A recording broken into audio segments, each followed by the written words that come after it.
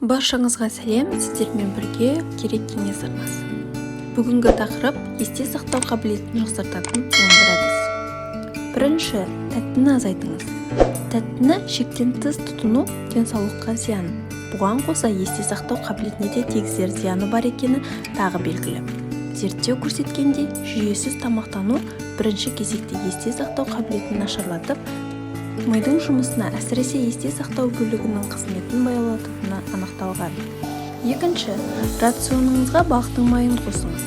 Балықтың майы омега-3 дәруменіне бай болғандықтан, жүрек, қан тамыр ауруларының қаупін сейілтсе, бір жағынан шаршау, әр нәрсеге алаңдау сынды күйден арылуға көмектеседі.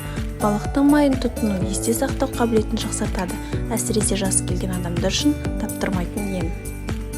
Үшінші, медитацияға уақыт табыңыз. Медитация адамды тыныштандырады, ауруды басып, қан қысымын түсіреді. Ұдайы медитацияға уақыт бөле білсеңіз, жылдар жылжи келе есте сақтау қабілетіңіз артып, кез келген нәрсені үйренуге деген қабілетіңіздің күшейгенін аңғарасыз. Медитация әсіресе қысқа уақытты жадыға сақтау қабілетін күшейтеді. Тайвань колледжіне зерттеу жұмысы жүргізіліп, нәтижесінде медитативті практика жасаған студенттердің өзге курстарға қарағанда сабаққа деген үлгерімі жақсарып, сондай-ақ есте сақтау қабілеттері артқаны байқалған. Төртінші, салмағыңызды бақылауда ұстаңыз. Артық салмақ есте сақтау қабілетіне кері әсерін тигізе отырып, мидағы геннің жадына зиянын тигізу қаупі бар. Ғалымдар эксперимент барысында 18 пен 35 жас аралығындағы адамдардан бақылаған. Нәтижесінде салмағы жоғары жандар тапсырған тесттің қорытындысы олардың есте сақтау қабілеті өте төмен екендігін көрсеткен. Бұған қоса артық салмақтың Альцгеймер ауруына шалдықтыру қаупі жоғары. Бесінші, ұйқыңыз қанық болсын. Ұзақ уақыт ұйқыңыз қанбай, қарбаласта жүретін болсаңыз, есте сақтау қабілеті сөзсіз төмендеп кетті дегенге сенімді болыңыз. Дәл түнгі ұйқы қысқа уақытты есте сақтау қабілетін жақсартып, ұзақ уақытқа есте сақтай алатын функцияны жетілдіреді.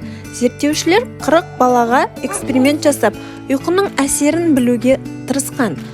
10 мен 14 жас аралығындағы балаларды 2 топқа бөліп, бір топты тест тапсыруға кешке дайындап, таңертең жауап алған. Ал келесі топ сол күні күнбе-күн тест тапсырған. Сонда түнде тыныққан балалардың тест нәтижесі 20%-ға жоғары екенін көрсеткен. Ал келесі бір мейірбикелер арасында өткізілген эксперимент барысында түнгі ауысымда жұмыс істейтін мейірбикелер математикалық тапсырманы орындағанда күндізгі ауысымда жұмыс істейтін әріптестеріне қарағанда төмен нәтиже көрсеткен. Сол себепті күніне түнде 7-9 сағат ұйықтау керек. Түндегі ұйқыны ештеме алмастыра алмайды. Алтыншы, алкогольді аз тұтыныңыз. Алкогольдің жалпы денсаулыққа зияны өте көп. Әлбетте, есте сақтау қабілетіне де тигізер зияны аз емес. Ғалымдар колледжде оқитын 155 бірінші курс студенттеріне эксперимент жасап көрді. Алкоголь ішетін жастардың тест көрсеткіштері нашар шықса, ішімдікті аузына мүлде алмаған студенттердің нәтижесі әлде қайда жақсы екенін анықтап берген. Алкогольдің нейротоксиндік әсерінен мидағы гиппокампқа зияны тиеді. Ол бөлшектің есте сақтау қабілетіне тікелей әсері бар. Жетінші, миыңызды жиі жаттықтырыңыз. Түрлі тапсырмаларды орындау есте сақтау қабілетін жақсартады. Мәселен, кроссворд, түрлі мобильді ойындар, есептер миды жаттықтырады. Сегізінші, тазартылған көмірсуларды аз тұтыныңыз. Зерттеу нәтижесі рационында тазартылған көмірсулардың жоғарғы мөлшерде болуы когнитивті функцияның әлсірететінін көрсеткен. Ғалымдар 317 баланың қатысуымен тәжірибе жасап көрген.